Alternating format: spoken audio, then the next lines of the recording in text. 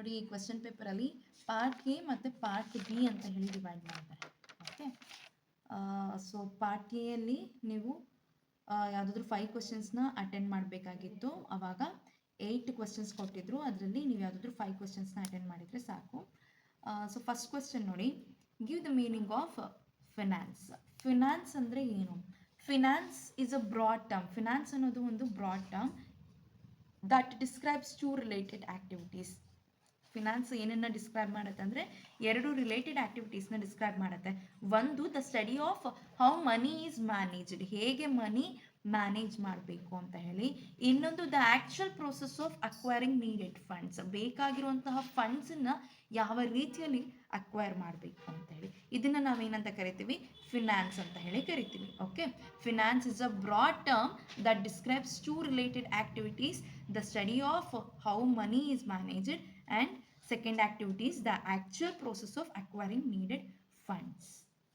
ಇನ್ನು second question ನೋಡಿ, what is a stock exchange? Stock exchange ಅಂತ ಅಂದರೆ ಏನು? ಸ್ಟಾಕ್ ಎಕ್ಸ್ಚೇಂಜ್ ಅನ್ನೋದೊಂದು centralised location. It is a centralised location where trading is done securely and in a systematic way.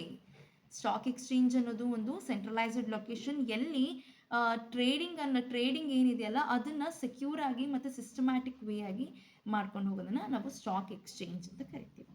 ಇನ್ನು third question ನೋಡಿ, what is mutual funds? Mutual funds ಅಂತ ಅಂದರೆ ಏನು? Mutual fund is a managed fund. Mutual fund ಅನ್ನೋದು managed fund that pools money from shareholders to invest in securities. Mutual fund ಏನು ಮಾಡುತ್ತೆ ಅಂತ ಹೇಳಿದರೆ ಮನಿನ ಪೂಲ್ ಮಾಡುತ್ತೆ. ಯಾರಿಂದ? From shareholders. ಏನಕ್ಕೋಸ್ಕರ? To invest in securities. ಶೇರ್ ಹೋಲ್ಡರ್ಸಿನ ಮನಿನ ಸೆಕ್ಯೂರಿಟೀಸ್ ಮೇಲೆ ಇನ್ವೆಸ್ಟ್ ಮಾಡಲಿಕ್ಕೆ ಪೂಲ್ ಮಾಡೋದನ್ನ ನಾವೇನಂತ ಕರಿತೀವಿ? ಮ್ಯೂಚುವಲ್ ಫಂಡ್ಸ್ ಅಂತ ಕರಿತೀವಿ. ಇನ್ನು ಫೋರ್ತ್ ಕ್ವೆಶ್ಚನ್ ನೋಡಿ, name any 2 types of bank deposits. Bank deposits ಇದು ತುಂಬ ಈಸಿ ಕ್ವೆಶ್ಚನ್ ಅಲ್ವಾ? Savings account, current account, fixed deposits account, recurring deposit, salary account, ಯಾವುದಾದ್ರೂ 2 ಟೈಪ್ ಆಫ್ ಬ್ಯಾಂಕ್ ಡೆಪಾಸಿಟ್ಸ್ನ ಬರೆದ್ರೆ ನಿಮಗೆ 2 ಮಾರ್ಕ್ಸ್ ಅಲ್ಲೇ ಸಿಗುತ್ತೆ. ನೆಕ್ಸ್ಟ್ ನೋಡಿ, define the term bank. Bank ಅಂದರೆ ಏನು ಅಂತ ಹೇಳಿ ಡಿಫೈನ್ ಮಾಡ್ಲಿಕ್ಕೆ ಹೇಳಿದ್ದಾರೆ. ಅ bank is a financial institution. ಹೌದಲ್ವಾ? ಬ್ಯಾಂಕ್ ಅನ್ನೋದು financial institution that provides various financial services. ಅದೇನು ಪ್ರೊವೈಡ್ ಮಾಡುತ್ತೆ? ವೇರಿಯಸ್ ಫಿನಾನ್ಷಿಯಲ್ ಸರ್ವಿಸಸ್ನ ಪ್ರೊವೈಡ್ ಮಾಡುತ್ತೆ. ಇನ್ಕ್ಲೂಡಿಂಗ್ ಅಕ್ಸೆಪ್ಟಿಂಗ್ ಡೆಪಾಸಿಟ್ಸ್ನ ಅಕ್ಸೆಪ್ಟ್ ಮಾಡುತ್ತೆ, ಆಮೇಲೆ ಲೋನ್ಸ್ನ ಪ್ರೊವೈಡ್ ಮಾಡುತ್ತೆ ಆ್ಯಂಡ್ ಫೆಸಿಲಿಟೇಟಿಂಗ್ ಫಿನಾನ್ಷಿಯಲ್ ಟ್ರಾನ್ಸಾಕ್ಷನ್. ಇದನ್ನು ನಾವು ಬ್ಯಾಂಕ್ ಅಂತ ಕರಿತೀವಿ. ಇನ್ನು ಎಕ್ಸ್ಪ್ಯಾಂಡ್ ನೆಫ್ಟ್ ಅಂತ ಕೇಳಿದರೆ, ನೆಫ್ಟಿನ ಫುಲ್ ಫಾರ್ಮ್ ನೋಡಿ, national electronic fund transfer, RTGS, real time gross settlement. Okay, ಇನ್ನು list any 2 types of insurance policy ಅಂತ ಕೇಳಿದ್ದಾರೆ. ಇನ್ಶೂರೆನ್ಸ್ ಪಾಲಿಸೀಸ್ ಟೈಪ್ಸ್ನ ಲಿಸ್ಟ್ ಮಾಡಿ ಅಂತ ಹೇಳಿದ್ದಾರೆ.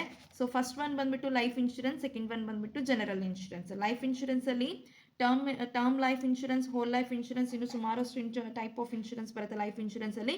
ಇನ್ನು ಜನರಲ್ ಇನ್ಶೂರೆನ್ಸಲ್ಲಿ ಮೋಟಾರ್ ಇನ್ಶೂರೆನ್ಸ್ ಮತ್ತು ಗ್ರೂಪ್ ಇನ್ಶೂರೆನ್ಸ್. ಇನ್ನು 8th ಕ್ವೆಶ್ಚನ್ ನೋಡಿ, what is money market? Money market ಅಂತ ಅಂದರೆ ಏನು? The money market is a financial market. Money market ಅನ್ನೋದೊಂದು financial market where short term financial instruments are traded. ಇಲ್ಲಿ ಈ ಒಂದು ಫಿನಾನ್ಷಿಯಲ್ ಮಾರ್ಕೆಟಲ್ಲಿ short term financial instruments trade ಆಗುತ್ತೆ. ಇದು typically for period of 1 year, 1 ವರ್ಷ ಅಥವಾ 1 ವರ್ಷಕ್ಕಿಂತ ಕೆಳಗಡೆ ಪೀರಿಯಡ್ ಇರುತ್ತೆ ಮನಿ ಮಾರ್ಕೆಟಿಗೆ. ಓಕೆನಾ? ಸೊ ಪಾರ್ಟ್ ಬಿ ನೋಡಿ, second main answer any 4 questions, each question carries 5 marks. So ಇಲ್ಲಿ 6 ಕ್ವೆಶ್ಚನ್ಸ್ ಕೊಟ್ಟಿರ್ತಾರೆ, ಅದರಲ್ಲಿ ನೀವು ಯಾವುದಾದ್ರೂ 4 ಕ್ವೆಶ್ಚನ್ನ ಅಟೆಂಡ್ ಮಾಡಿದರೆ ಸಾಕು. ಫಸ್ಟ್ ಕ್ವೆಶ್ಚನ್ ನೋಡಿ, explain the importance of financial planning. Financial ಪ್ಲಾನಿಂಗಿನ ಇಂಪಾರ್ಟೆನ್ಸ್ನ ಎಕ್ಸ್ಪ್ಲೈನ್ ಮಾಡಿ ಅಂತ ಹೇಳಿದ್ದಾರೆ. ಫಿನಾನ್ಷಿಯಲ್ ಪ್ಲಾನಿಂಗಿಂದ ಏನೆಲ್ಲ ಯೂಸ್ಫುಲ್ ಆಗುತ್ತೆ ಅಂತ ಹೇಳಿ. ಸೊ ಫಸ್ಟ್ ಬಂದುಬಿಟ್ಟು ಗೋಲ್ ಸೆಟ್ಟಿಂಗ್. ನಾವು ಸರಿಯಾದ ರೀತಿಯಲ್ಲಿ ಫಿನಾನ್ಷಿಯಲ್ ಪ್ಲಾನಿಂಗ್ ಮಾಡಿದ್ದೇ ಆದರೆ ನಮ್ಮ ಒಂದು ಗೋಲ್ಸ್ನ ನಾವು ಸೆಟ್ ಮಾಡ್ಕೊಳ್ಬೋದು. ಆಮೇಲೆ ಎಫಿಷಿಯಂಟ್ ಬಜೆಟ್ ಮ್ಯಾನೇಜ್ಮೆಂಟ್, ನಮ್ಮ ಇನ್ವೆಸ್ಟ್ಮೆಂಟ್ನ ಗ್ರೋತ್ ಮಾಡ್ಕೊಳ್ಬೋದು. ಆಮೇಲೆ ಎಮರ್ಜೆನ್ಸಿ ಪ್ರಿಪೇರ್ಡ್ನೆಸ್, ರಿಸ್ಕ್ ಮ್ಯಾನೇಜ್ಮೆಂಟ್. ಇದೆಲ್ಲದಕ್ಕೂ ಫಿನಾನ್ಷಿಯಲ್ ಪ್ಲಾನಿಂಗ್ ಅನ್ನೋದು ತುಂಬಾ ಇಂಪಾರ್ಟೆಂಟ್. ಇನ್ನು ಸೆಕೆಂಡ್ ಕ್ವೆಶ್ಚನ್ ನೋಡಿ, discuss the factors influencing investment decision. Investment ಡಿಸಿಷನ್ಗೆ ಯಾವೆಲ್ಲ ಫ್ಯಾಕ್ಟರ್ಸು ಇನ್ಫ್ಲೂಯೆನ್ಸ್ ಆಗುತ್ತೆ ಅದನ್ನು ಎಕ್ಸ್ಪ್ಲೈನ್ ಮಾಡಿ ಅಂತ ಹೇಳಿದ್ದಾರೆ. ಫಸ್ಟ್ ಒನ್ ಬಂದುಬಿಟ್ಟು goals, second one risk tolerance, third one ಬಂದು economic condition, taxes, income and savings. ಇನ್ನು ನೆಕ್ಸ್ಟ್ ಕ್ವೆಶ್ಚನ್ ನೋಡಿ, explain the different types of mutual funds. ನೋಡಿ, ಮ್ಯೂಚುವಲ್ ಫಂಡ್ಸ್ ಬಂದುಬಿಟ್ಟು 3 ಬೇಸಿಸಲ್ಲಿ ಡಿವೈಡ್ ಮಾಡಿದ್ದಾರೆ. ಸ್ಟ್ರಕ್ಚರ್ ಆಫ್ ಮ್ಯೂಚುವಲ್ ಫಂಡ್ ಮತ್ತು mutual fund asset class, third one ಬಂದು mutual fund based on investment goals ಅಂತ ಹೇಳಿ. ಸ್ಟ್ರಕ್ಚರ್ ಆಫ್ ಮ್ಯೂಚುವಲ್ ಫಂಡ್ಸ್ ಅಲ್ಲಿ open ended funds, close ended funds, interval funds. ಮತ್ತು mutual fund asset class ಅಲ್ಲಿ equity funds, debt funds, hybrid funds, solution oriented funds. Mutual funds based on investment goals ಅಲ್ಲಿ growth funds, tax savings, liquidity funds, capital protection funds, fixed maturity funds ಮತ್ತು pension funds. ಇದನ್ನು ಇದೇ ರೀತಿಯಲ್ಲಿ chart ಹಾಕಿ ಬರೀರಿ, ನಿಮಗೆ 5ಗೆ 5 ಮಾರ್ಕ್ಸ್ನು ಕೊಡ್ತಾರೆ. ನೆಕ್ಸ್ಟ್ ಕ್ವೆಶ್ಚನ್ ನೋಡಿ, discuss the various ratios used in evaluation of a companies investment. Companies ಇನ್ವೆಸ್ಟ್ಮೆಂಟಿನ ಇವ್ಯಾಲ್ಯೂಯೇಷನ್ ಮಾಡಲಿಕ್ಕೆ ಯೂಸ್ ಮಾಡುವಂತಹ ಡಿಫ್ರೆಂಟ್ ಟೈಪ್ಸ್ ಆಫ್ ರೇಷಿಯೋಸ್ನ ಎಕ್ಸ್ಪ್ಲೈನ್ ಮಾಡಿ ಅಂತ ಹೇಳಿದ್ದಾರೆ. ಸೊ ಫಸ್ಟ್ ಒನ್ ಬಂದ್ಬಿಟ್ಟು ಕರೆಂಟ್ ರೇಷಿಯೋ, ಡೆಪ್ಟ್ ratio, quick ratio, cash ratio, work capital ratio, return of assets. ಈ ಎಲ್ಲ ರೇಷಿಯೋಸಿನ ಫಾರ್ಮುಲಾ ವಿತ್ ಎಕ್ಸ್ಪ್ಲನೇಷನ್, ಒಂದು 2 ಲೈನ್ಸ್ ಎಕ್ಸ್ಪ್ಲನೇಷನ್ ಬರೆದ್ರೆ ಇಲ್ಲಿ ನಿಮಗೆ 5 ಮಾರ್ಕ್ಸ್ ಸಿಗುತ್ತೆ. ಇನ್ನು ನೆಕ್ಸ್ಟ್ ಕ್ವೆಶ್ಚನ್ ನೋಡಿ, distinguish between primary and secondary market. Primary market ಮತ್ತು ಸೆಕೆಂಡರಿ ಮಾರ್ಕೆಟಿನ ಡಿಫ್ರೆನ್ಸಸ್ನ ಹೇಳಿ ಅಂತ ಹೇಳಿದ್ದಾರೆ. ಪ್ರೈಮರಿ ಮಾರ್ಕೆಟು ಇದರಲ್ಲಿ ಫಸ್ಟ್ ಪಾಯಿಂಟ್ ನೋಡಿ, securities are issued by a company or entity and are sold to investors. ಅಂದರೆ ಕಂಪನೀಸಿಂದ ಇಶ್ಯೂ ಆಗಿರುವಂತಹ ಸೆಕ್ಯೂರಿಟೀಸ್ನ ಇನ್ವೆಸ್ಟರ್ಸ್ಗೆ ಸೋಲ್ಡ್ ಮಾಡೋದು ಪ್ರೈಮರಿ ಮಾರ್ಕೆಟ್ ಆಗಿರುತ್ತೆ. ಇನ್ನು ಸೆಕೆಂಡರಿ ಮಾರ್ಕೆಟ್ ಅಂತ ಬಂದಾಗ ಪ್ರೈಮರಿ ಮಾರ್ಕೆಟಲ್ಲಿ ಇಶ್ಯೂ ಆಗಿರುವಂತಹ ಸೆಕ್ಯೂರಿಟೀಸ್ ಇನ್ವೆಸ್ಟರ್ಸ್ ನಡುವೆ ಶೇರ್ ಮಾಡೋದು ಸೆಕೆಂಡರಿ ಮಾರ್ಕೆಟ್ ಆಗಿರುತ್ತೆ. ಇನ್ನು ಸೆಕೆಂಡ್ ಪಾಯಿಂಟ್ ಏನು ಅಂತ ಹೇಳಿದ್ರೆ, ಆ capital market where securities are issued for first time. Securities ಏನಿರುತ್ತಲ್ಲ ಕ್ಯಾಪಿಟಲ್ ಮಾರ್ಕೆಟ್ ಇಂದು, ಅದು ಫಸ್ಟ್ ಟೈಮು ಇಶ್ಯೂ ಆಗುತ್ತೆ. ಇನ್ನು ಸೆಕೆಂಡರಿ ಮಾರ್ಕೆಟಲ್ಲಿ ಆ capital market for trading previously issued securities. ಇನ್ನು primary market prices of shares remain fixed. ಇಲ್ಲಿ ಶೇರ್ಸಿನ ಪ್ರೈಸ್ ಬಂದ್ಬಿಟ್ಟು ಫಿಕ್ಸ್ಡ್ ಆಗಿ ಇರುತ್ತೆ.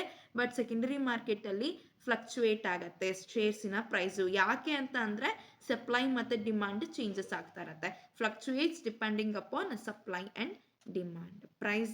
ಪ್ರೈಸ್ ಆಫ್ ಶೇರ್ಸು ಫ್ಲಕ್ಚುಯೇಟ್ ಆಗ್ತಾ ಇರುತ್ತೆ ಬಿಕಾಸ್ ಸಪ್ಲೈ ಮತ್ತು ಡಿಮಾಂಡ್ ಚೇಂಜಸ್ ಆಗ್ತಿರೋದ್ರಿಂದ, ಫ್ಲಕ್ಚುಯೇಟ್ ಆಗ್ತಿರೋದ್ರಿಂದ. ಇನ್ನು ನೆಕ್ಸ್ಟ್ ಕ್ವೆಶ್ಚನ್ ನೋಡಿ, write a note on PMJDY and AEPS. ಇದ್ರ ಮೇಲೆ ಒಂದು ನೋಟ್ನ ಬರಿಬೇಕು, ಒಂದು ಎಕ್ಸ್ಪ್ಲನೇಷನ್ ಶಾರ್ಟ್ ಆಗಿ ಒಂದು 10 ಲೈನ್ಸಲ್ಲಿ ಒಂದು ಎಕ್ಸ್ಪ್ಲನೇಷನ್ನ ಮಾಡಬೇಕು. PMJDY ಅಂತ ಅಂದರೆ ಪ್ರಧಾನ ಮಂತ್ರಿ ಜನ್ಧನ್ ಯೋಜನ್, AEPS ಅಂತಂದರೆ Aadhaar enabled payment system.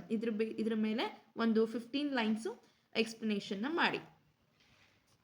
Okay, ಇನ್ನು ನೆಕ್ಸ್ಟ್ ವಿಡಿಯೋದಲ್ಲಿ ಇನ್ನೊಂದು ಕ್ವಶನ್ ಪೇಪರ್ನ ಸಾಲ್ವ್ ಮಾಡಲಿಕ್ಕೆ ಟ್ರೈ ಮಾಡೋಣ. ಓಕೆ, ಹೋಪ್ ನಿಮಗೆ ವಿಡಿಯೋ ಇಷ್ಟ ಆಗಿದೆ ಅಂದ್ಕೊಳ್ತೀನಿ. ಇಷ್ಟ ಆಗಿದ್ದಲ್ಲಿ ಒಂದು ಲೈಕ್ ಮಾಡಿ, ಹಾಗೆ ನಿಮ್ಮ ಫ್ರೆಂಡ್ಸ್ ಜೊತೆ ಶೇರ್ ಮಾಡಿ.